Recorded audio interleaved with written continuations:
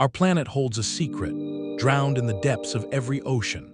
What if everything we know about the dawn of civilization is incomplete? This video will reveal 25 submerged ruins that suggest advanced human societies thrived during the last ice age. You will see a collection of evidence that could fundamentally rewrite the story of our past. How could entire cities vanish beneath the waves, and what forgotten knowledge did they take with them? By the end, you will look at the world map and see not just continents, but lost landscapes where history was made. We will examine silent stone formations off the coast of Japan and geometric structures hidden in the Indian Ocean, each one a clue in a global mystery. This journey connects dots from the Mediterranean to the Pacific, proving that the most profound chapters of human history may be resting underwater.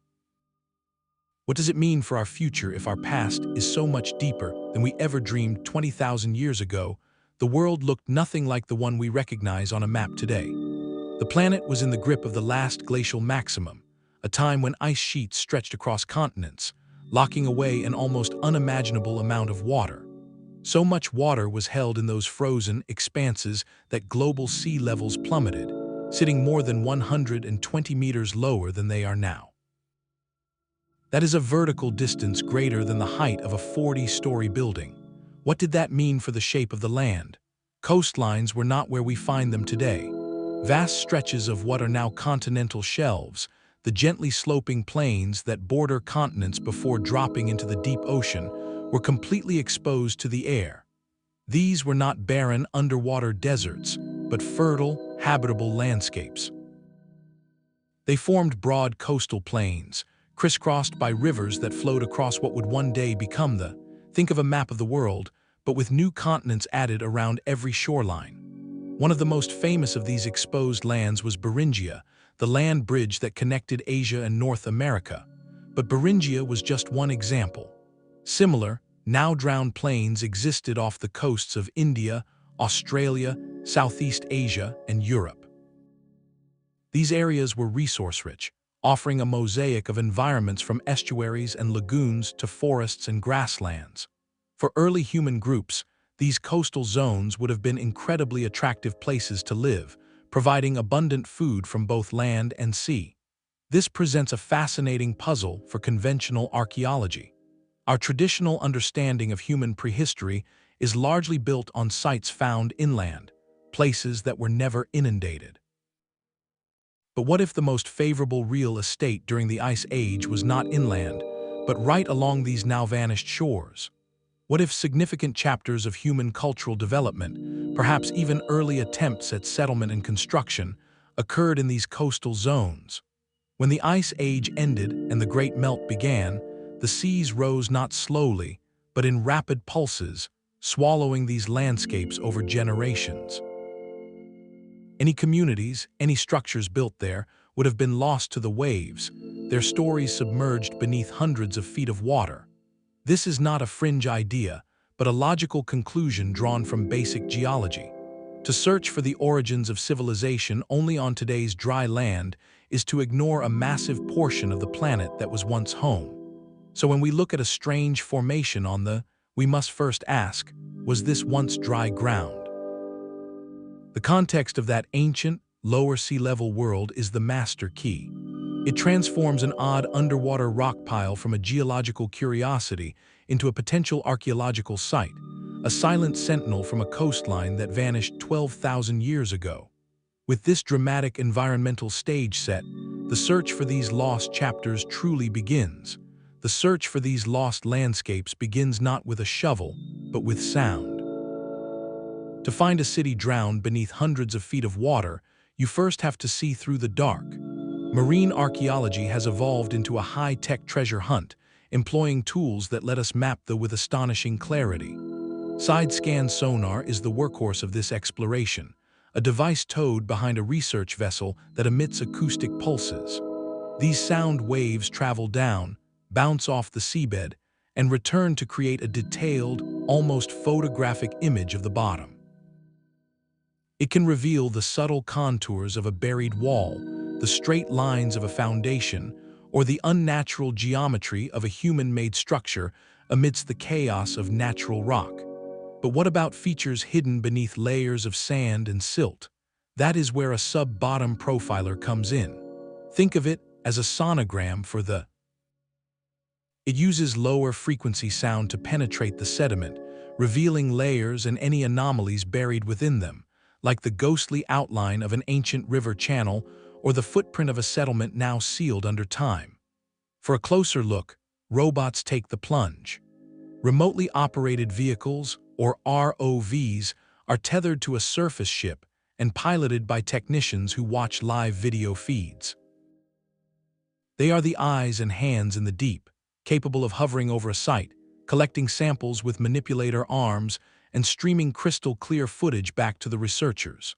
Their autonomous cousins, UVs, are programmed to fly preset missions over vast areas, mapping the seabed with laser-like precision before returning to the surface with their data.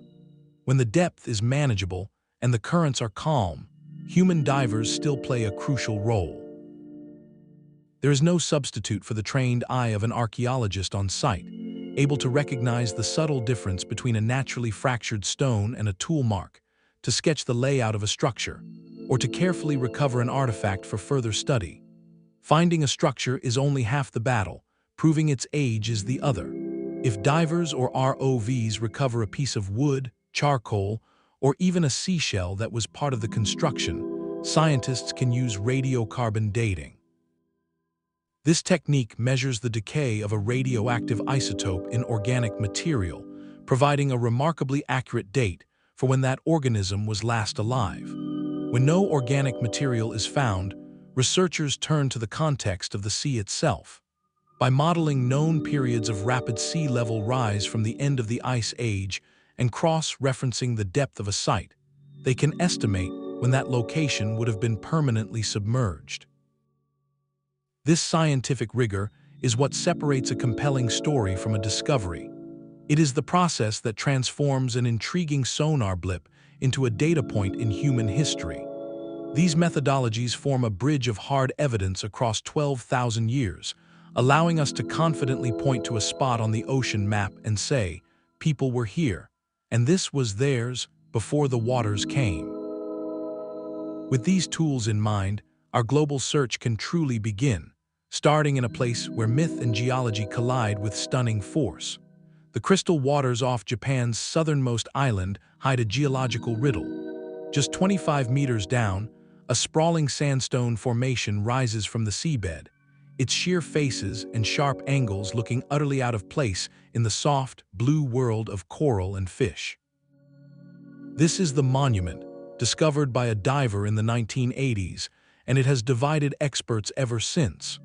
To some eyes, it is unmistakably the work of human hands. They see a grand, terrace structure, a monolithic platform with what appear to be staircases ascending its sides, and deep, perfectly straight trenches that look carved rather than cracked.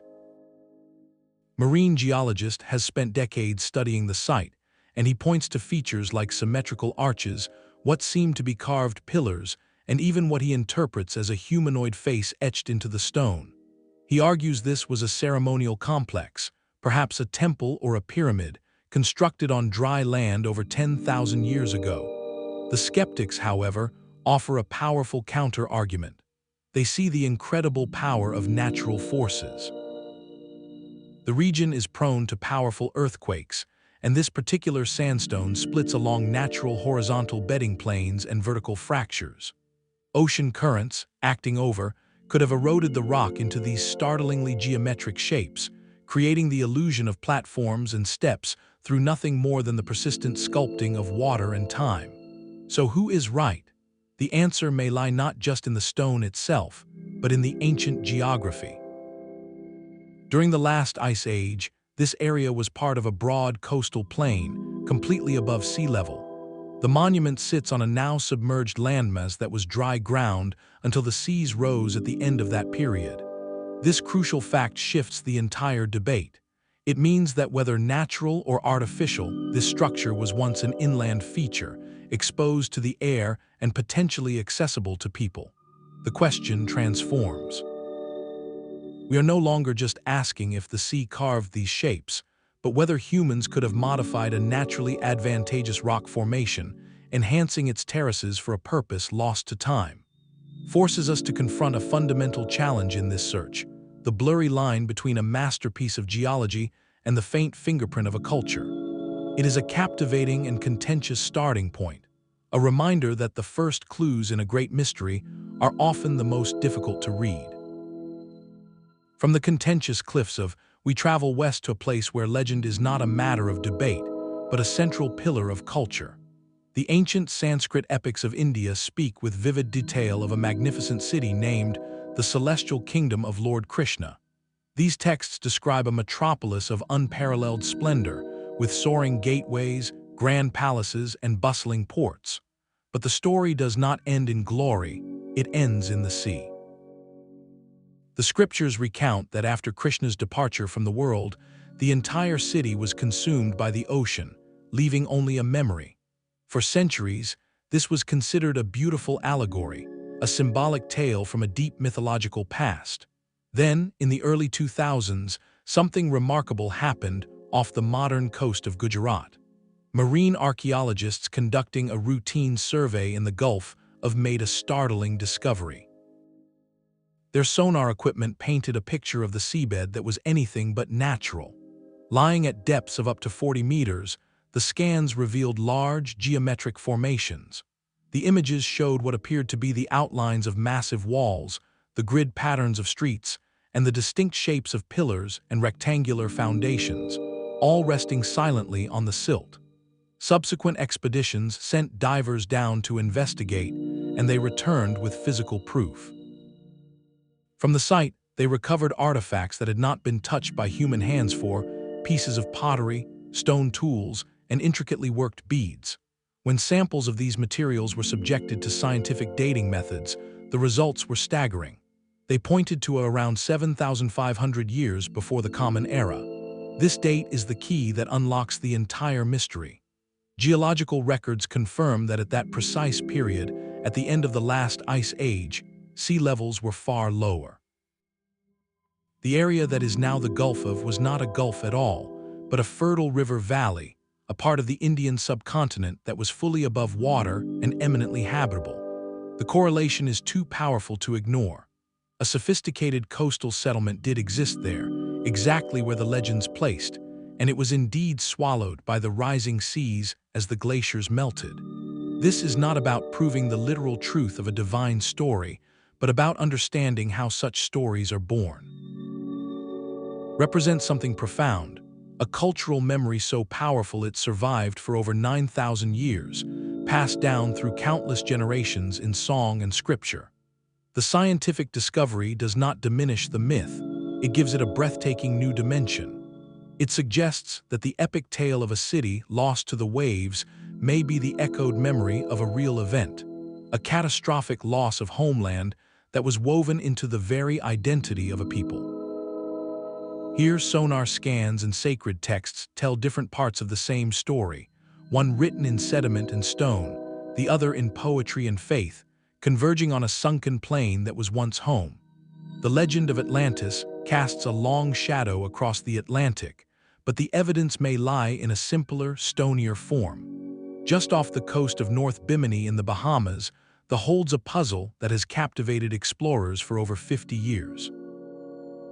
Known as the Bimini Road, it is not a road in any modern sense, but a stunning geological formation, a half-mile line of rectangular limestone blocks resting in the shallow, sun-dappled water.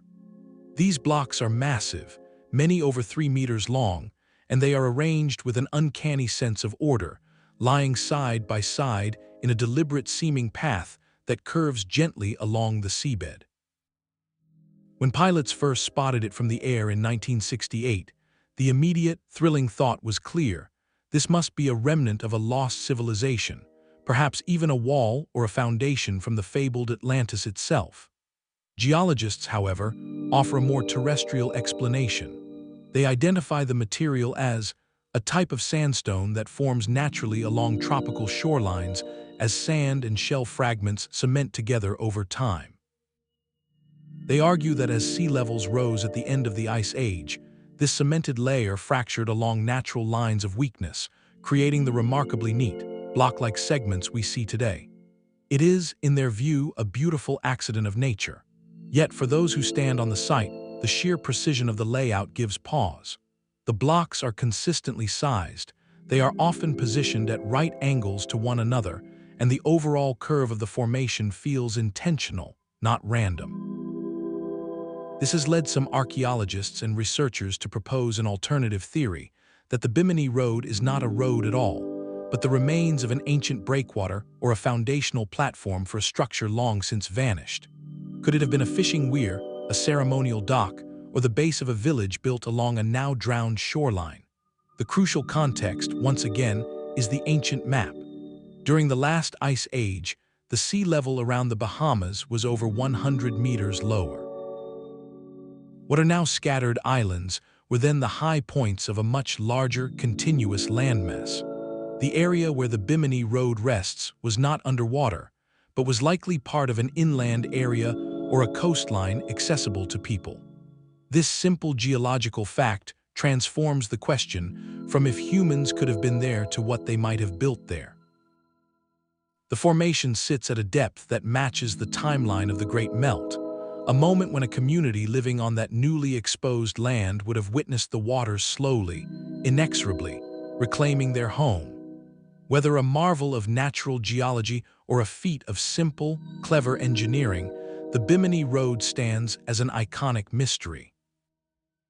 It challenges us to look past the grand myth of a sunken continent and consider a more intimate possibility, the quiet, enduring marks of a coastal people who learned to live with the sea, until the sea finally took their world away. While legends and geological puzzles stir the imagination, there is a place where the past is laid out with startling clarity. Off the southern coast of Greece, in the shallow, turquoise waters of the Peloponnese, lies a city frozen in time. This is a name that might not carry the mythic weight of Atlantis, but which holds something far more valuable, undeniable truth.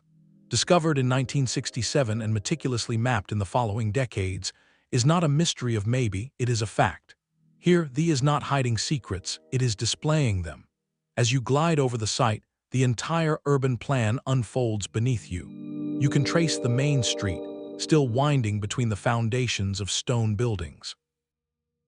You can make out the outlines of individual homes, their rooms and courtyards defined by low walls. You can even see the careful arrangement of tombs, placed with intention on the city's outskirts. This is not a collection of strange rocks. It is a ghost town, a complete and recognizable settlement that simply happens to be underwater.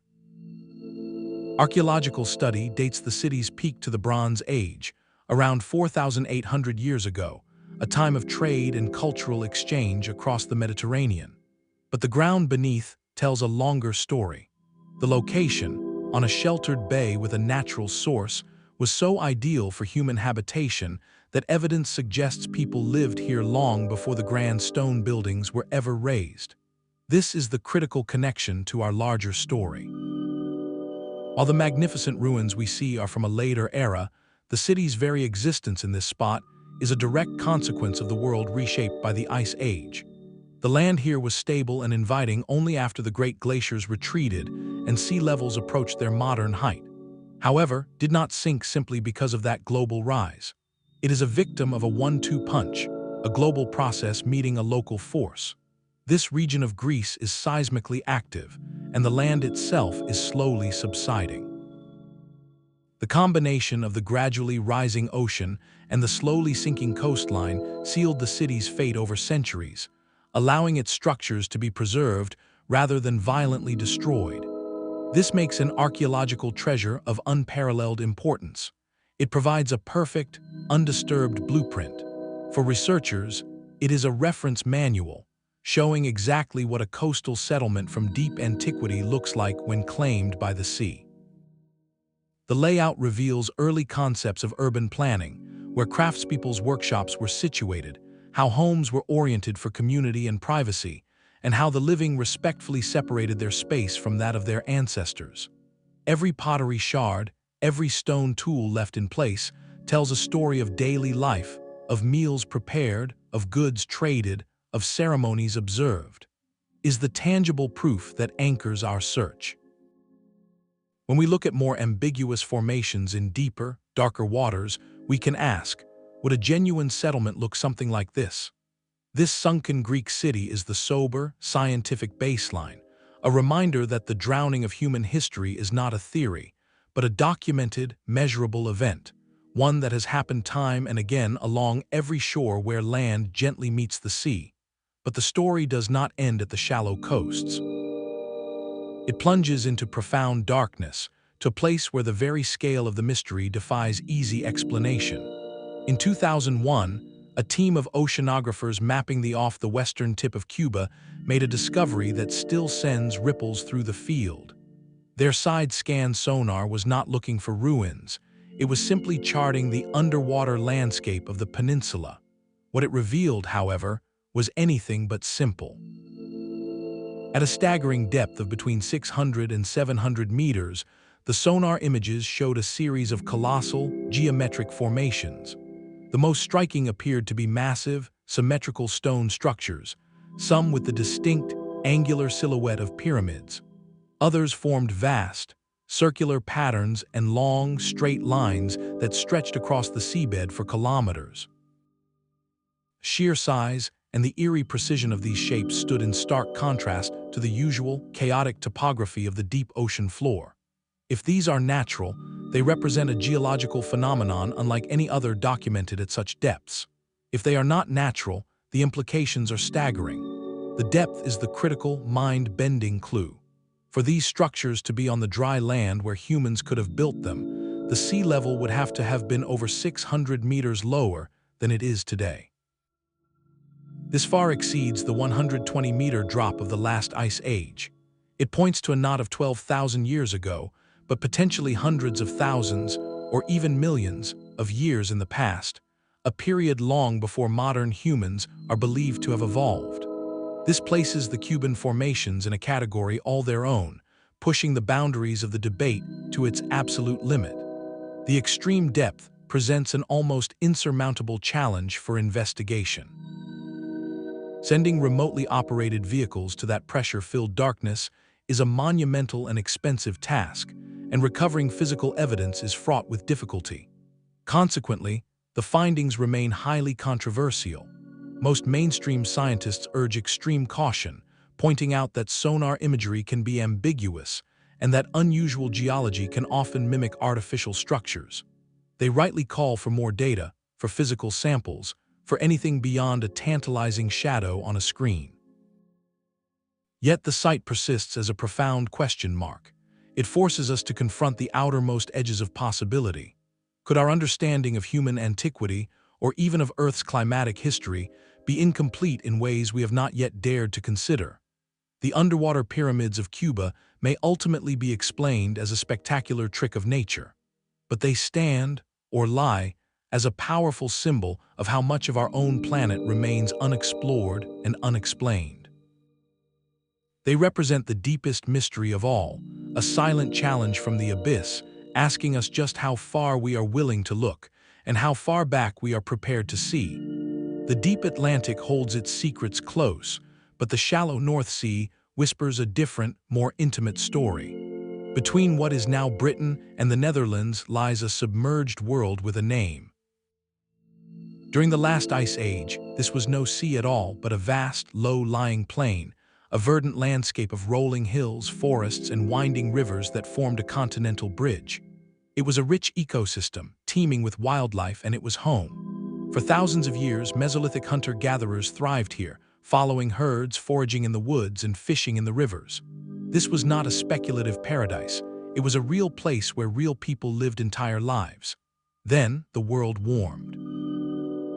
Starting around 10,000 years ago, the rising seas began their slow, relentless invasion. The meltwater from distant glaciers first turned into a shrinking archipelago. Then finally, around 6,500 years before the Common Era, the last of its hills slipped beneath the waves. The evidence of this lost world does not come from mysterious sonar shapes, but from the nets of fishermen. For generations, Trawlers working the Dogger Bank, a shallow fishing ground, have hauled up an unexpected catch. Mixed with the fish are ancient artifacts, finely crafted flint tools, the bones of mammoths and reindeer, and even fragments of worked wood. These are not the remnants of a grand city, but the personal, everyday items of a nomadic society. They are the direct, physical proof that people walked this land when it was dry. More recently, scientific surveys have added startling depth to this picture. Detailed mapping of has revealed the preserved footprints of that drowned landscape, the sunken river channels, and the ghostly outlines of ancient lakes. In some areas, researchers have identified curious arrangements of large boulders that do not appear random. Could these be the remains of hunting blinds, ceremonial sites, or simple monuments erected by those early inhabitants? The possibility hints at a society more settled and socially complex than we often assume for hunter-gatherers, is perhaps the most powerful evidence for our central idea. It requires no leap of faith, only a look at the artifacts in a museum case. This lost world demonstrates conclusively that the most habitable areas during the Ice Age are now underwater. It shows that a civilization need not be defined by pyramids and palaces, but by its deep adaptation to an environment. These people were not primitive. They were masters of their world, a world that vanished from beneath their feet. Their story, written in stone tools and animal bones pulled from the sea mud, is a poignant reminder that the rise of the oceans is not just a geological event. It is a human history, written in the silent soil of the continental shelf. The personal artifacts tell a story of adaptation, but in the Mediterranean, we find a story of profound ambition carved in stone. The islands of Malta are a global epicenter for prehistoric architecture, home to the staggering temples of and structures so ancient they predate the pyramids of Egypt by over 1,000 years. These megalithic complexes, with their massive limestone blocks and intricate altars, stand as a testament to a sophisticated, temple-building culture that flourished here. Yet, the full scope of their world may be hidden beneath the waves. Recent underwater surveys along Malta's coasts have revealed something extraordinary. The famous cart ruts, those mysterious parallel grooves carved deep into the island's bedrock that have puzzled archaeologists for centuries, do not simply stop at the modern shoreline. They continue, descending down the rocky slope and into the clear blue sea. Alongside them, scattered on the seabed, lie large, worked stone blocks, their shapes and styles unmistakably similar to those used in the temples inland. These are not random geological features. The depth at which they are found is the critical clue. Sitting at levels that would have been dry land over 5,000 years ago, these submerged structures point to a landscape that once extended far beyond today's cliffs. This discovery fundamentally changes our understanding of Malta's sacred geography. It suggests that the temple complexes we can visit today might only be the inland survivors, the high-ground remnants of a much more extensive ritual landscape. Imagine the coastline 5 ago, perhaps dotted with smaller shrines, processional ways marked by those cart ruts, or even grand satellite temples positioned to catch the first or last light of the sun across a wider plain. The rising Mediterranean, fed by the melting glaciers of the north, slowly and permanently claimed these coastal extensions. The consistent masonry style is the haunting link. It connects these drowned stones directly to the hands of the same culture that built. This isn't evidence of a different people, but of a lost chapter of the same people. Their architectural signature, now underwater, implies they didn't just build monuments. They shaped an entire territory for ceremonial purpose, a territory that shrank as the seas rose. Malta's sunken megaliths offer a quieter, more architectural form of evidence than a drowned city. They represent a frayed edge of a known culture, a tangible indication that what we have found on land is just a fragment. The temples stand as majestic as ever, but the sea holds the missing pieces of their context, the full stage upon which their ancient rituals were performed. Beneath the gentle swells off the coast of Israel lies a time capsule from the dawn of farming itself. The submerged settlement of Yam rests just 8 to 12 meters down, a silent village from a world in transition. Dating back over 9,000 years to what archaeologists call the pre-pottery Neolithic period, this is not a ruin shrouded in legend, but a community laid bare by science. Here, the stone foundations of houses still mark where families lived. A carefully constructed well, now filled with seawater, speaks to their ingenuity in securing a vital resource. Most strikingly, a ceremonial site featuring large stone circles and aligned monoliths hints at a rich spiritual life, a communal focus for the village. Perhaps most poignant are the resting places of the community's inhabitants, found within the settlement, offering a deeply personal connection to this ancient world. Yam represents a profound snapshot. This was a society on the cusp, mastering early agriculture while still drawing sustenance from the sea, as evidenced by fish bones and tools found on site. Theirs was a stable, established way of life on the fertile Carmel coast. Then, the water came. The submersion of Yam is not a mystery of earthquakes or myths, but a direct and measurable consequence of the global sea level rise that followed the Ice Age. The melting of continental glaciers poured water back into the oceans, and this village, built on land that was once safely above the shoreline, was slowly, inevitably claimed by the Mediterranean. This site is a cornerstone of evidence because it removes all speculation. We are not interpreting ambiguous shapes on sonar. We are studying the actual layout of a drowned village, complete with the artifacts of daily life. It demonstrates with crystal clarity how the Great Melt did not just reshape coastlines, it erased homelands.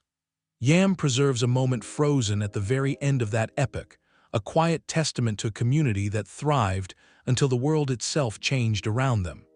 Their story is not one of sudden catastrophe, but of a gradual retreat, a rising tide that eventually made their home impossible. In its stones and wells and ceremonial circles, we see the blueprint of early sedentary life, a blueprint that was submerged, not lost, waiting for us to understand its place in the long narrative of human resilience. Far from the clear Mediterranean waters, the search moves to a place where the sea itself guards its secrets with a muddy, swirling grip. In the Gulf of, off India's western coast, the story of a lost civilization takes on a more complex and contentious form. Here, separate from the legendary, marine surveys have revealed something vast and puzzling. Sonar images taken in the early 2000s depict enormous geometric formations scattered across the seabed over a staggering area.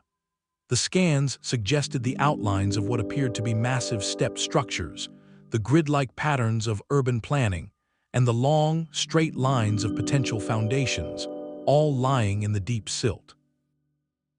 Initial expeditions reported recovering physical objects from the site, including pieces of pottery and what seemed to be fragments of worked wood. When some of these materials were subjected to early dating techniques, the results sent shockwaves through the community, suggesting an age of up to 9,000 years.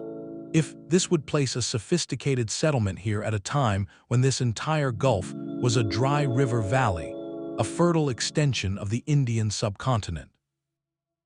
The potential implications are breathtaking, pointing to a cultural development in the region far older than traditionally accepted. Yet, this site stands as a stark reminder of the immense challenges inherent in this field. The Gulf of is notorious for its powerful currents and perpetually murky, sediment-filled waters, making visual verification and detailed archaeological work extraordinarily difficult. This environment has fueled intense debate. Many mainstream archaeologists urge extreme caution, questioning the interpretation of the sonar shadows, which they argue could be natural geological formations. They also scrutinize the dating methods and the context of the recovered artifacts, noting the need for more controlled, repeatable studies. The Gulf of represents the very frontier of underwater exploration. It is a place where tantalizing signals emerge from the gloom, demanding not excitement alone, but a sober, relentless commitment to scientific rigor. It embodies the essential tension in the search for drowned history, the struggle to separate a potential paradigm-shifting breakthrough from the powerful human tendency toward wishful thinking. This site, unresolved and challenging, is perhaps one of the most honest portraits of the process, a reminder that every claim must earn its place through evidence that can withstand the currents of both the ocean and academic scrutiny. The architectural ambition of Malta's temple builders finds a dizzying echo on the other side of the world. In the remote lagoon of In the Pacific stands the stone city of Nan, a place of such staggering scale it is often called the Venice of the Pacific. Built not on solid ground, but atop a network of 92 artificial islets constructed from colossal basalt logs and coral fill, its sea walls and canals channel the water itself. The main ruins we can walk among today date to around 1,000 years ago, a time long after the Great Melt. Yet, the local oral traditions hold a persistent whisper of a deeper past. Elders speak of complementary structures, of pathways and platforms that once extended further into the lagoon, now lying silent beneath the water's surface. This is not a myth of a single cataclysm, but a memory of gradual change. Indeed, exploratory dives around the existing islets have revealed underwater features, sections of wall and scattered megaliths that seem to follow the same formidable architectural logic as the city above. What does this mean?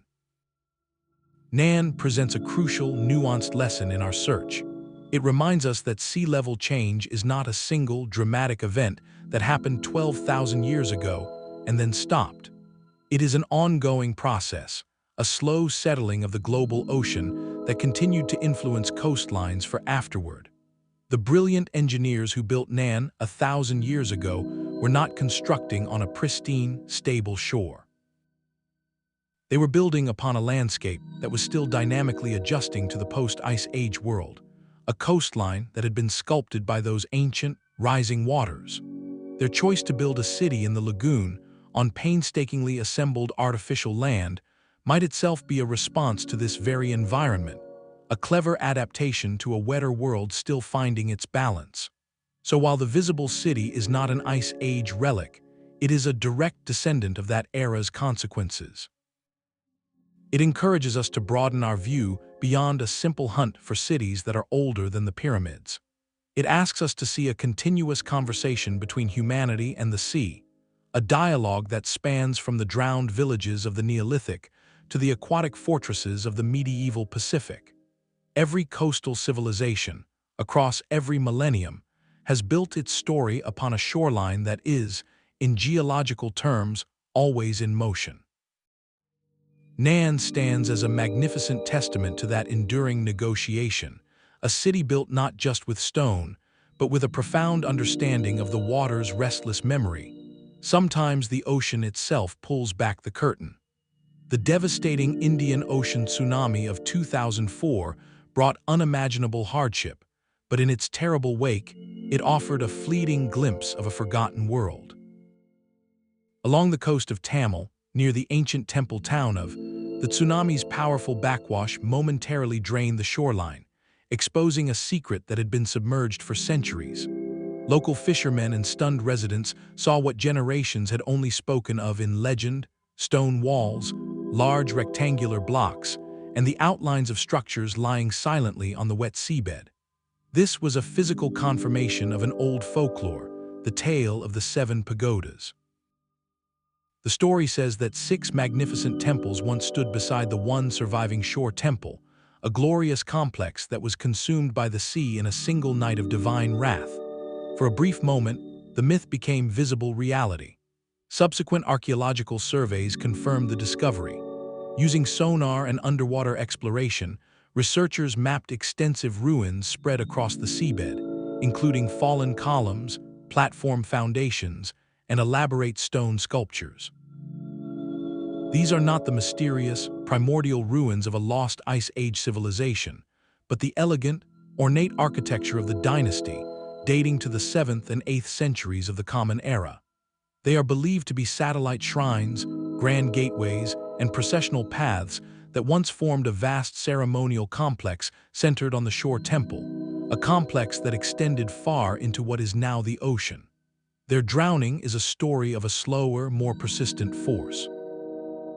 This region's coastline is dynamic, subject to both gradual sea level rise since the end of the Ice Age and the relentless, erosive power of monsoon-driven waves and currents over centuries.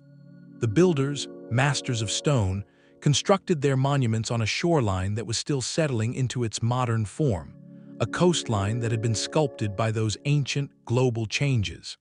The submerged temples are a powerful bridge across time.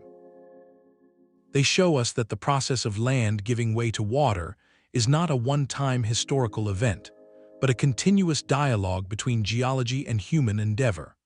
A culture over 1,000 years ago built magnificently upon a landscape that was, in the grand scale of Earth's history, still in motion from a climatic shift that occurred 12,000 years before.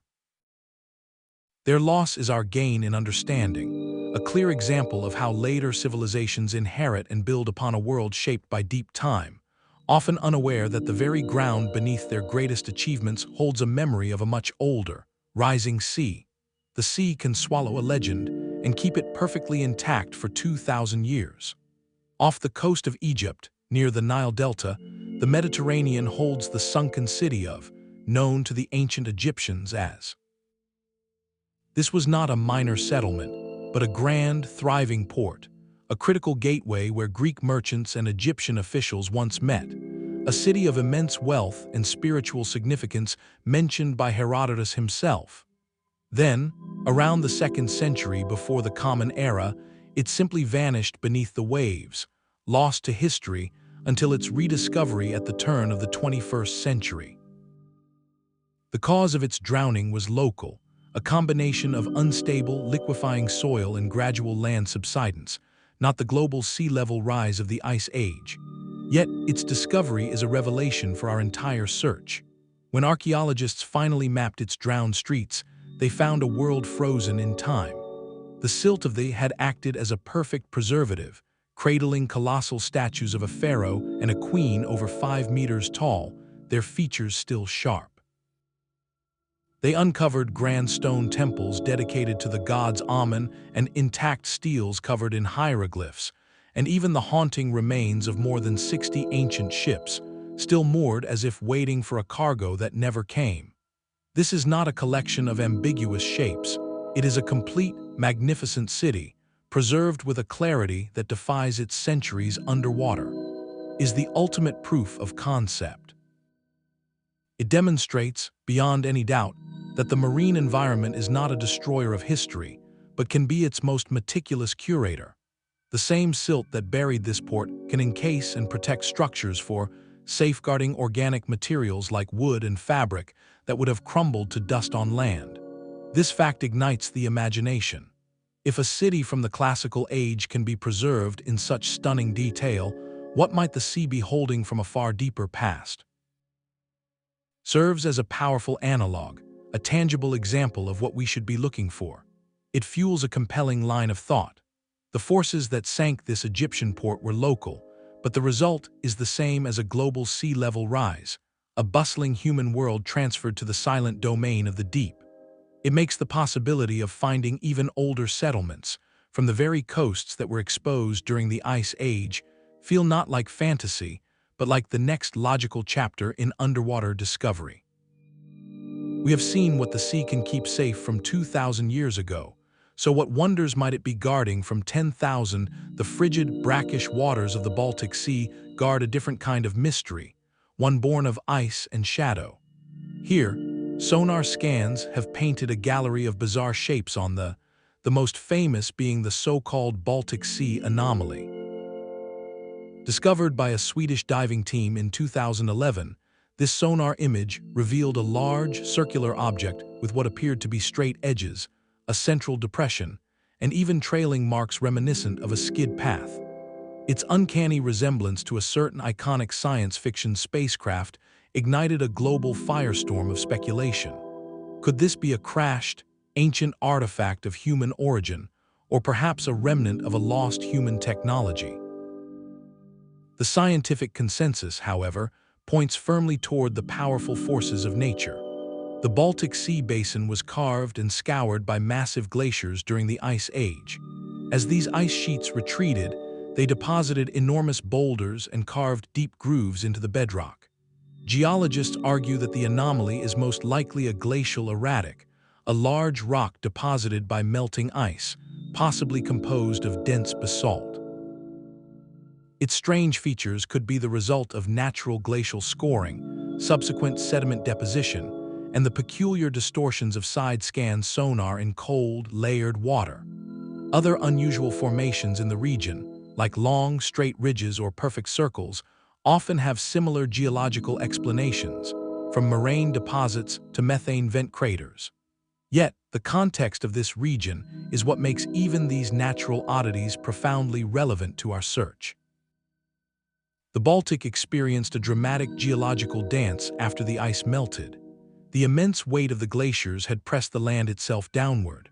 When that weight was lifted, the land began to slowly rise again, a process called isostatic rebound, while global sea levels were also climbing. This created a complex, shifting coastline with some areas flooding as others emerged from the water. This dynamic environment means the Baltics is a patchwork of landscapes that were once dry, then submerged, and in some places, even dry again.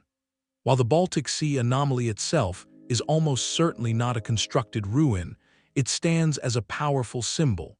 It reminds us that the is not a blank canvas, but a chaotic archive of planetary change, filled with features we are only beginning to catalog and understand. For every genuine, there may be 100 fascinating geological puzzles. This doesn't diminish the search, it refines it. It underscores that the true challenge is not just finding strange shapes, but learning to read the deep history written in stone and sediment, separating the breathtaking work of ice and water from the subtle, deliberate fingerprints left by human hands. The Great Lakes hold a secret far older than any shipwreck. In the clear, cold depths of Lake Michigan, sonar has revealed a landscape of stone that should not be there. Researchers mapping the lakebed have documented a series of puzzling formations, structures that echo the work of human hands from a time when this was not a lake at all. They have found what appear to be deliberate arrangements, lines of boulders that could be ancient hunting blinds, and carefully stacked rock piles known as cairns. One formation in particular captured global attention, a cluster of stones that seems to align with the solstices, and nearby, a large boulder with a carving that some believe depicts a mastodon, a creature that vanished from this continent over 10,000 years ago. The immediate thrilling question is obvious: who built this and when? The answer lies not in the water, but in the ancient climate. During the peak of the last ice age, the massive ice sheet covered much of North America. The basin that would become Lake Michigan was either buried under ice or was a dry, low-lying valley. As the world warmed and the glacier retreated, it left behind a chaotic, water-filled landscape. The earliest lakes were smaller, and their shorelines were radically different, exposing vast tracts of land that are now deep underwater. This is the crucial context. The stone formations discovered by sonar sit at depths that match the shorelines of these early, transitional lakes. They are positioned exactly where we would expect to find evidence of the Indian cultures known to have hunted these newly opened territories. Imagine that ancient world, a cold, open plain dotted with spruce trees, where herds of caribou and perhaps the last of the mammoths and mastodons roamed. Hunters following these herds would have used the landscape to their advantage, building simple stone blinds to conceal themselves or stacking rocks as markers or memorials. The potential solstice alignment, if confirmed, would speak to a deep awareness of the sky and the seasons, a knowledge critical for survival in a rapidly changing environment. This inland discovery is a vital expansion of our search. It proves that the rising waters at the end of the Ice Age were not just an oceanic phenomenon. The meltwater created entirely new inland seas, lakes that grew and swallowed their own shores. Evidence of human activity wasn't just drowned along continental coastlines, it was submerged in the very heart of continents, in places like Lake Michigan, Lake Huron, and Lake Superior. Each of these Great Lakes has similar stories whispered in their depths, of old river channels now underwater, and of stone tools occasionally found by divers. The submerged cairns of Lake Michigan offer a quieter, more subtle form of evidence than a drowned city. They are not grand architecture, but practical, spiritual markers left by a mobile people intimately tied to the land and its animals. Their potential verification would pull the timeline of complex ritual and hunting practices in North America even further back, painting a picture of a sophisticated adaptation to a world literally emerging from the ice. It reminds us that the Great Melt didn't just flood old coasts, it created new waters that in turn buried the footprints of the first people to walk those newborn shores. The Mediterranean holds many such ghost towns, each a single frame in a long film of rising water. Along the coast of Greece, the sea has preserved another chapter, the sunken village of. Dating to the early Bronze Age, around 4,500 years ago, this site rests in shallow water, its stone foundations clearly visible on the sandy seabed. Here, the outlines of individual homes and the low walls that once divided spaces speak of a small, cohesive community. Archaeologists studying the layout gain direct insight into early Helladic architecture, seeing how families arranged their living quarters and how communal areas might have functioned. It is a snapshot of daily life from an old shoreline. While this village is younger than the peak ice age, its fate is inextricably linked to that ancient climatic shift. It was lost to what scientists call eustatic sea level rise, the global increase in ocean volume that began with the melting of the continental ice sheets. That process did not simply stop when the last glacier retreated. It set the stage for a slower, persistent creep of water that continued to reshape coastlines for thousands of years afterward. Along with and other submerged sites forms a clear continuum. Together, they tell a story not of a single catastrophic flood, but of a prolonged, inexorable retreat. Generations would have lived on these shores, perhaps building their homes a little farther back each century, until the sea finally claimed the land for good. These Mediterranean ruins are not isolated tragedies, they are data points on a graph of human adaptation. They show a long, quiet history of communities learning to live with the water's advance, until the day the water won. This pattern of gradual loss raises a compelling question. If the sea was this persistent in the relatively stable Mediterranean, what might it have swallowed along the vast, fertile plains that once surrounded India? The Atlantic coast of Morocco holds its own submerged whispers of a deeper past. Near the ancient city of, known for its striking Phoenician and later Roman ruins perched on a hill overlooking the river, the story does not end at the modern shoreline. Underwater surveys along this coast have mapped something intriguing, the clear lines of what appear to be man-made walls and stone foundations extending from the known archaeological site out into the sea. These submerged structures lie in waters that were unquestionably dry land in the distant past, as the Atlantic has experienced dramatic sea level fluctuations since the Ice Age. This creates a fascinating puzzle. Itself is celebrated as a pivotal colonial outpost and trading hub from the first millennium before the Common Era, a place where Mediterranean cultures connected with North African communities. But what if its strategic location was recognized long before the Phoenicians ever sailed through the Strait of Gibraltar? The underwater walls hint at that possibility. They suggest that the natural advantages of this site, a defensible hill near a river mouth offering access to both inland resources and ocean routes, may have been utilized by much earlier peoples. Perhaps a prehistoric settlement or an early trading node was established here on a coastline that now lies beneath the waves. If so, the Phoenician founders might not have been the first to build here, but rather the latest in a long sequence of maritime-oriented cultures drawn to the same promising spot. This site highlights a crucial an often overlooked pattern in the study of ancient seafaring cultures. Our historical records for societies like the Phoenicians are rich, but they document only the final, most visible chapters of a much longer story of human interaction with the sea. The relentless rise of the ocean since the end of the Ice Age has systematically erased the earliest coastal footprints of maritime exploration and settlement. The ruins oft quietly argue that the roots of Atlantic trade and cultural exchange may be far more ancient than our textbooks suggest, their foundations literally submerged by time and tide. It is a reminder that every famous port city of antiquity might be sitting atop and surrounded by the drowned predecessors that first discovered the value of that very shore. The Black Sea holds a different kind of memory, one of a sudden and dramatic transformation. For much of human prehistory, this vast inland basin was not a sea at all, but a giant lake, lying far below the level of the world's oceans. Its shores were fertile plains and river valleys, a sheltered refuge even during the height of the Ice Age, a perfect landscape for early communities to thrive. Then, around 7,600 years ago, a geological threshold was crossed.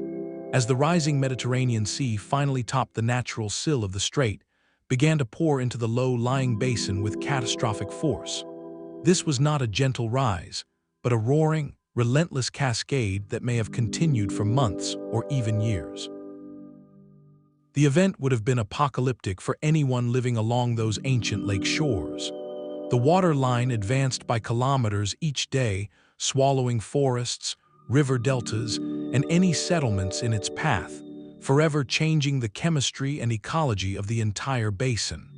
The evidence for this event is written on the underwater surveys have mapped the ghostly contours of that drowned world, discovering ancient river channels and a preserved shoreline shelf at a depth of around 100 meters, a stark line marking the pre-flood water level. More tantalizing still are sonar images and dredge samples that have recovered pieces of worked wood, stone tools, and what appear to be the remains of wattle and daub structures from these profound depths. These are not the grand stone monuments of a later age, but the fragile, everyday traces of Neolithic fishing and farming villages. The scientific debate continues about the precise speed and global impact of this inundation, but the geological fact of a great flood is widely accepted. This leads to a profound cultural connection. The Black Sea event occurred at a time when human societies were becoming more settled and interconnected across Europe and the Near East. The traumatic, witnessed loss of an entire inhabited landscape would have been a story survivors carried with them as they dispersed. It is not difficult to see how such a cataclysm, passed down over generations through oral tradition, could have evolved into the core narrative of a great flood, a story of divine judgment and survival that appears in strikingly similar forms in Mesopotamian epics, in the Book of Genesis, and in myths from ancient Greece. The submerged plains of the Black Sea, therefore, offer something unique, a potential geological seed for one of humanity's most enduring and widespread legends. It suggests that some of our oldest stories may not be pure allegory, but distant, echoed memories of real events, of a time when the world quite literally changed overnight, and the waters claimed a familiar home. Deep beneath the jungles of the lies, a hidden world of stone and shadow. This limestone peninsula is riddled with a vast network of caves and sinkholes known as, which today are filled with crystal clear. But these were not always underwater chambers. During the last ice age, with so much of the planet's water locked in ice, the global water table was dramatically lower. This meant the intricate cave systems beneath were dry, accessible chambers, their floors covered in sediment rather than water. For the Indian peoples living in that ancient, arid world, these caves were not just shelters, they were portals. Archaeologists diving into these flooded labyrinths have uncovered a stunning time capsule. They have found the resting places of some of the earliest inhabitants of the Americas, alongside fragments of pottery and evidence of fires lit deep in the darkness. These discoveries point to a profound ritual use, suggesting these caves were sacred spaces for ceremonies, burials, or perhaps vision quests, places where the community connected with forces beyond the everyday world. This is a crucial shift in our search. It demonstrates that evidence of Ice Age human activity is not confined to the coastlines swallowed by. The same global climatic process that lowered the oceans also lowered inland water tables, exposing subterranean landscapes that have since been reclaimed by rising. They are a perfect, preserved environment. The stable, mineral-rich water has protected organic materials for, keeping bones and wooden artifacts intact in a way the open ocean rarely could. Each submerged passage is a frozen moment from the end of the glacial period, a silent record of how early humans interacted with a profound and mysterious part of their world. Their careful placement of objects and individuals in these deep places speaks to a complex spiritual understanding, a recognition of the cave as a boundary between realms. When the Ice Age ended and the Great Melt began, the rains returned and the water table slowly rose, gently flooding these sacred chambers. The rituals stopped, the footprints were washed away, but the offerings and the memorials remained, suspended in time. This inland flooding completes a global picture. It shows that the rising waters at the end of the Ice Age were a universal phenomenon, affecting not just the edges of continents, but the very heart of the land itself. To find the fingerprints of those ancient peoples, we must look not only outward to the drowned coasts, but also downward, into the dark, quiet waters that filled the world beneath their feet. King Herod's grand harbor at Caesarea was a declaration of power against the sea itself. Built on a stretch of coast with no natural shelter, the king demanded a port, and his engineers delivered a marvel of the ancient world. In the 1st century before the Common Era, they constructed massive breakwaters by lowering enormous wooden forms into the water and filling them with a special type of concrete that could actually harden underwater.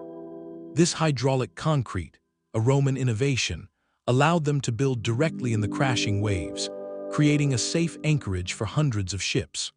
The harbor was adorned with statues, warehouses, and a towering lighthouse to rival the one at Alexandria.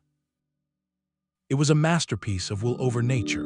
Today, that masterpiece is a ghost in the shallows. A series of earthquakes and the slow, persistent sinking of the land have left much of Herod's great port submerged, its breakwaters now reefs, its statues toppled among the fish. While this is a loss from the classical era, not the Ice Age, its lesson echoes across. Caesarea showcases a pinnacle of ancient marine engineering, a moment when human technology temporarily held the Mediterranean at bay. It forces us to wonder, if such sophisticated harbor works existed 2,000 years ago, what simpler, earlier forms of maritime infrastructure might have been developed in the before. Imagine the coastal communities living on those vast, fertile plains exposed during the last Ice Age. They relied on the sea for food and travel, just as later cultures did. Would they not have also sought to improve their access to the water, to create safe mooring spots for their boats? They might have built simple wooden piers, arranged stones to create tidal fish traps, or reinforced natural coves. These would have been the humble precursors to Herod's stone colossus, crafted from wood and local rock, designed not for imperial glory, but for community survival. Such ephemeral structures, built on coastlines that were later drowned by 100 meters of rising ocean, would have left almost no trace.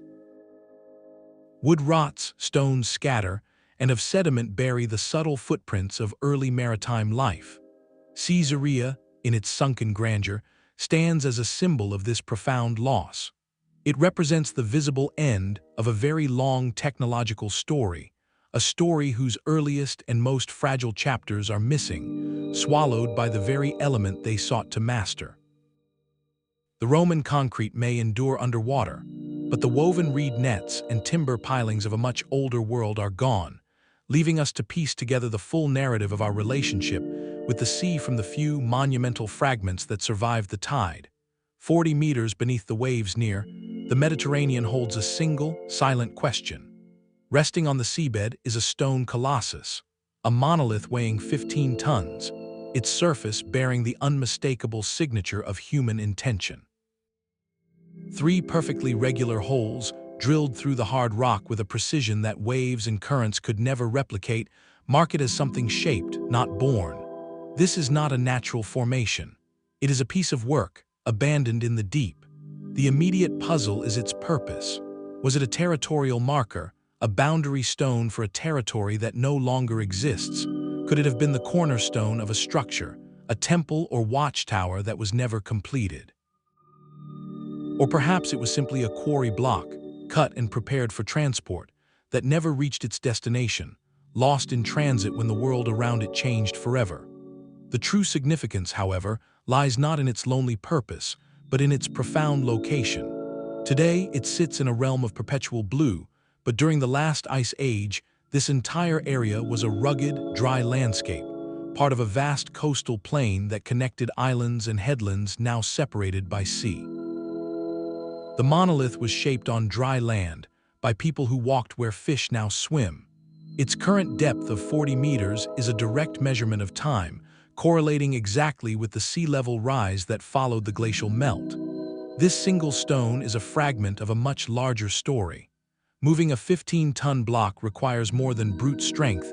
It demands social organization, shared purpose, and technical skill. It implies a community with the resources and the will to alter their environment in a lasting way. The monolith, in its solitary state, is perhaps more telling than an entire ruined city. A city shows us a culmination, but a single, unfinished block shows us a process caught in mid-action. It freezes a moment of ambition from a coastline that was about to vanish. It is a stark reminder that the most compelling evidence of a lost ice age world may not always be grand complexes, but these solitary, stubborn artifacts, the dropped tools of a culture interrupted by the rising tide.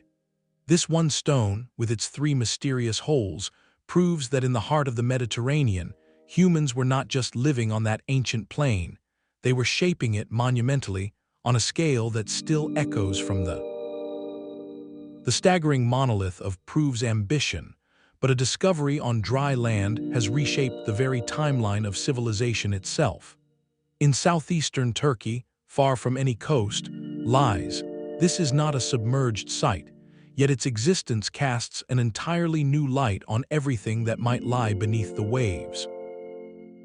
Dated to around 9,600 years before the Common Era, its massive, T-shaped limestone pillars, intricately carved with animals and symbols, were erected by hunter-gatherers a full 6,000 years before Stonehenge or the first pyramids. This site single-handedly shattered the long-held assumption that monument building required settled, agricultural societies. Here was proof of a sophisticated, coordinated culture capable of staggering architectural projects at the very dawn of the Neolithic period. The builders possessed not just technical skill, but a complex symbolic world, a shared mythology compelling enough to mobilize labor across a wide region. This revolutionary finding forces a profound question about geography. If such an advanced cultural complex could emerge in the arid foothills of Anatolia, where else might similar developments have been taking place? Many researchers now speculate that the people were not an isolated phenomenon.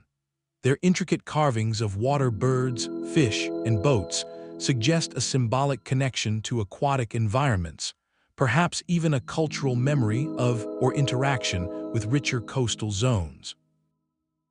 During the era they were building their stone circles, the Mediterranean and Black Sea coastlines were dramatically different.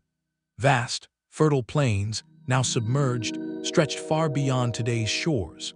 It is a compelling thought that the society capable of creating might have been part of a much broader cultural network, one that utilized and perhaps even originated in those now drowned landscapes. While no direct underwater ruins are yet linked to the site, the concept is transformative. It shifts the search from merely cataloging sunken stones to understanding a potential lost geography of early complexity. The sophisticated belief system and organizational power evident it had to come from somewhere, developed over time through interaction and exchange. Could the catalyst for such a cultural flowering have been the rich, stable resources of those Ice Age coastal plains, areas that provided the surplus and stability needed for such grand communal projects? As those prime lands were slowly consumed by the rising seas, the knowledge, the traditions, and the people may have moved inland, carrying their architectural prowess with them to places like. This idea expands our canvas immensely. We are no longer just looking for drowned cities, but for the missing pieces of a cultural map, the coastal homelands that may have nurtured the world's first monumental thinkers, long before their inland echoes were carved into stone. The grand monuments speak of a shared vision, but the most personal evidence of our Ice Age ancestors lies hidden in the mud. Between what is now Britain and France, before the sea carved its path, there flowed a mighty river. Geologists call it the Channel River, and its wide, fertile valley was a highway for life during the last glacial period. Today, that entire landscape rests beneath the busy waters of the English Channel, but its soft, silty bed has preserved moments of breathtaking intimacy. Archaeologists surveying this submerged realm have discovered vast, ancient peat bogs now buried under layers of marine sediment. Within these waterlogged, oxygen-poor environments, time stands still. Here, they have found the preserved footprints of animals long extinct, like the mammoth, pressed into the earth as if they passed by yesterday. More poignant still are the human footprints, clear impressions left by individuals walking across the soft ground, perhaps hunting those very mammoths or simply moving from one campsite to another. Alongside these ghostly steps, researchers have recovered the tangible tools of daily life, flint knives, scraping tools, and the bones of animals that were hunted and processed for food. This is not the archaeology of stone cities, but of fleeting moments, of paths taken and meals shared on a land that no longer exists. Even more compelling are the faint traces of human ingenuity built into this wet world. There are indications, subtle alignments of wood and stone, that suggest these hunter-gatherers constructed simple wooden platforms or trackways. These were not roads in any modern sense, but practical adaptations, ways to cross marshy ground, to keep dry feet while setting fishing nets, or to create stable surfaces for temporary camps in the ever-changing wetlands. These organic structures, likely made from woven branches and driven stakes, represent a profound understanding of the environment. They show a people not just passing through, but actively shaping their landscape to suit their needs, however temporarily. The significance of these channel discoveries cannot be overstated. While we may search for the grand and the monumental, these submerged peat bogs offer something arguably more valuable: the ordinary. They provide undeniable physical proof of human presence on lands that were utterly consumed by the sea. Every footprint, every discarded tool fragment is a data point in a story of resilience and adaptation. This is the subtle, often overlooked archaeology of our earliest coastal ancestors, a record written not in carved stone, but in preserved mud and scattered flint. It reminds us that civilization is not defined solely by temples and palaces, but by the simple, clever acts of communities learning to live and leave their mark upon a world that was destined to drown. The clear blue waters of the Adriatic Sea hold a library of layered history. Off the coast of Croatia's island, the seabed is not a barren expanse, but a carefully curated museum of human persistence.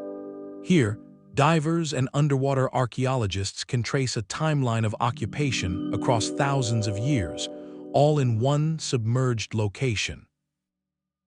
The visibility is remarkable, allowing for a clear view of stone walls that once defined homes, scattered pottery shards from broken amphorae, and the foundational outlines of structures that span from the Neolithic era to the height of the Roman Empire.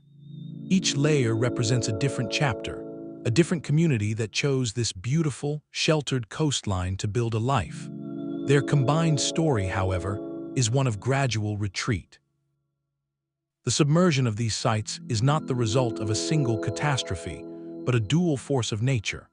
The global sea level rise that began with the end of the Ice Age provided the steady, rising baseline of water. Superimposed on that is the local, geological sinking of this dynamic coastline, a slow tectonic settling that further invited the sea inland. This combination has acted like a slow-motion flood, covering these settlements centimeter by centimeter over centuries. While the ruins themselves may not have been built during the Ice Age, they sit upon a landscape that was utterly reshaped by its conclusion. The coastline they were built on was itself a product of that ancient melt, a shoreline still finding its equilibrium. The sites that contribute to a powerful, Mediterranean-wide pattern. From the Greek villages like to these Croatian outposts, we see a basin that has been steadily reclaiming its edges. This is not a story of sudden loss, but of incremental change, a dialogue between human settlement and a restless sea. It demonstrates that the process set in motion 12,000 years ago did not simply stop. It established a new normal, a world where the water's edge has been a fluid boundary, patiently absorbing the footprints of every culture that dared to build too close to its embrace. The map of Southeast Asia is a modern illusion of scattered islands. Beneath the warm, shallow waters of the Java and South China Seas lies a lost continent in its own right, a sunken world of staggering proportions. During the last Ice Age, this entire region was not an archipelago, but a continuous landmass geologists call. The sea levels were so low that the islands of Java, Sumatra, and Borneo were not islands at all, but connected to each other and fused to the mainland of Asia, forming a vast, fertile plain nearly the size of Europe. This was not a marginal territory, but a core region for early human migration and development, a verdant crossroads teeming with life. For tens of thousands of years, this exposed shelf provided a highway and a homeland. It is here, in the rich river valleys and along the vanished coastlines of this drowned world, that one of the most tantalizing possibilities in our search quietly rests. While no definitive, style-submerged city has yet been confirmed on the shelf, the sheer geographical logic is overwhelming. This was a prime habitat, capable of supporting substantial populations. If complex coastal societies did begin to coalesce in Southeast Asia during the late Pleistocene, as some genetic and archaeological clues from the surviving highlands suggest, then the most favorable places for them to flourish would have been on these now submerged coastal plains and river deltas. Their remains would not be on the mountainous islands we see today, but out on the continental shelf, under dozens of meters of sediment and water. The challenge and the promise lies in the scale. The shelf is enormous, and systematic underwater archaeology in these waters is still in its infancy. The search is like looking for a single, ancient village across an area the size of a modern country, buried under mud and time. Yet every sonar anomaly, every curious pattern on the chart, holds potential. A single discovery here would do more than add another site to our list. It would fundamentally rewrite the prehistory of human settlement in Asia. It would shift the narrative from one of isolated groups moving through forest corridors to one of established communities thriving on a rich, lowland landscape that simply does not exist anymore. The silence from the shelf is not an absence of evidence, but an invitation. It represents the next great frontier in underwater exploration, a submerged continent waiting to tell its part of the human story. The vast Pacific Ocean holds the grandest legend of all, a whispered memory of a sunken continent called Mu. Described in 19th century writings as a kind of Pacific Atlantis, a paradise of advanced culture that slipped beneath the waves, Mu has long been dismissed by geologists. The solid rock of the Pacific Plate does not show evidence for a recently drowned landmass of continental scale. Yet, within this dismissal lies a more fascinating geological truth. While a continent did not sink, the world of islands was utterly transformed. Scattered across the ocean floor are countless seamounts, great volcanic mountains that rise from the abyss. During the last Ice Age, With sea levels over 100 meters lower, the peaks of many of these seamounts breached the surface as islands, as isolated specks of land in an immense blue desert. These were not part of a lost continent, but a vast, now submerged archipelago. This shifts the legend from fantasy into a profound logistical possibility. If human cultures during that epoch had developed even simple, reliable seafaring technology, perhaps using the stars and currents as later Polynesian navigators would master, these temporary islands would have been invaluable. They could have served as stepping stones, as for exploration, or even as permanent outposts for communities drawn to the rich marine life around their shores. Each of these drowned peaks, from the Emperor Seamounts to the submerged banks of the South Pacific, represents a potential site, a place where evidence of human presence could, in theory, rest on slopes that are now thousands of feet underwater. This final entry in our list is therefore a conceptual one, representing the ultimate frontier. It is the vast, unexplored deep Pacific, an area so remote and difficult to survey that we have better maps of the surface of Mars than we do of these ocean floors. The hypothesis is not that we will find the glittering cities of Mu, but that we might discover something far more subtle: the scattered camps, the stone tools, the ceremonial sites of peoples who learned to traverse the world's greatest ocean when its map was dotted with islands that exist no more. It acknowledges a humbling reality. If any evidence of trans-oceanic Ice Age civilizations exists, it lies in the most challenging environment on Earth, in the crushing darkness and profound solitude of the deep abyss, waiting for the slow, patient work of future exploration to bring it into the light. 25 locations, scattered across every ocean, tell a story far greater than the sum of its parts. A single underwater wall could be a geological fluke. A curious sonar shadow might be a trick of the data. But when you step back and view them together, from the sunken temples of India to the submerged cairns of Lake Michigan, a profound pattern emerges, like constellations connecting across a dark sky. These are not random anomalies. They are points on a map of a forgotten world, a world defined by coastlines that have not existed for 12,000 years. The evidence does not whisper of a single, unified empire lost beneath the waves. That is the stuff of myth. Instead, it speaks to something more fundamentally human, a widespread and sophisticated adaptation to a planet that looked utterly different. It reveals that our ancestors were not confined to inland caves and river valleys. They were a coastal species, drawn to the rich confluence of land and sea. They built villages on fertile plains that are now continental shelves. They erected monuments on headlands that are now seamounts, and they likely navigated waters that now cover their launching points. The rising seas at the end of the Ice Age did not just change the climate. They performed the greatest act of archaeological censorship in history. They erased the very stages upon which early chapters of human ingenuity were performed. This collective evidence challenges a deeply ingrained narrative, the idea that complex society, with its communal projects and shared symbolism, could only blossom after agriculture provided surplus and stability. What if that stability was first found not in taming wheat, but in the predictable abundance of a rich coastline?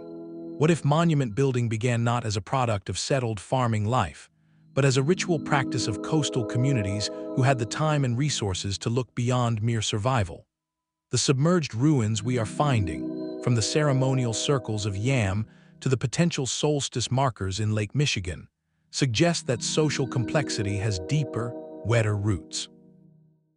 This is not about replacing one dogma with another. It is about expanding the search. It urges a quiet paradigm shift in how we investigate our past. For over a century, archaeology has been largely a terrestrial science, digging where the land is dry and the evidence is accessible. But if the most favorable human habitats were those now drowned coastal plains, then we have been reading a history book with its most crucial first chapters torn out and sunk to the bottom of the sea. The synthesis of these 25 sites is a call to look down. It advocates for the oceans to be seen not as barriers, but as the greatest archaeological preserves on the planet. Every new survey, every advance in robotic exploration, is a chance to recover a page from that lost volume. The story of civilization may not begin with a plow in a field, but with a net cast from a shore that vanished long ago, and the quiet, enduring marks left by those who knew that shoreline as home. The ocean floor is now a library, and we have only just learned to read its first few lines. These 25 submerged sites, from the contentious stones of to the undeniable streets of, collectively open a portal to a forgotten chapter, one where the timeline of civilization stretches back into the mist of the Ice Age. They suggest that the seeds of complex society, of communal building and shared ritual, were not planted solely in the river valleys of the ancient world, but also along coastlines that have not seen the sun for 12,000 years. While individual mysteries will rightly fuel debate among geologists and archaeologists for decades, the cumulative weight of this evidence is too compelling to dismiss. It forms a pattern, a constellation of dots that, when connected, sketches the outline of a lost human geography. This is not about proving a single monolithic theory, but about expanding the very canvas upon which we search for our origins. It invites a fundamental shift in perspective, to see the world's oceans not as empty barriers, but as the planet's greatest archival vaults, holding within their silent depths the stories of ancestors who walked where we now sail. Each new advancement in sonar mapping, each dive by a robotic explorer, pulls back the curtain a little further on these sunken worlds. What we have found so far may only be the prologue. We encourage you to continue this exploration beyond this video, to dive deeper into the research surrounding these incredible sites. Let us know in the comments which submerged ruin intrigues you the most, and subscribe for more journeys into history's greatest unsolved mysteries. The past, it seems, is not a closed book. It is merely waiting, patient and profound, beneath the waves.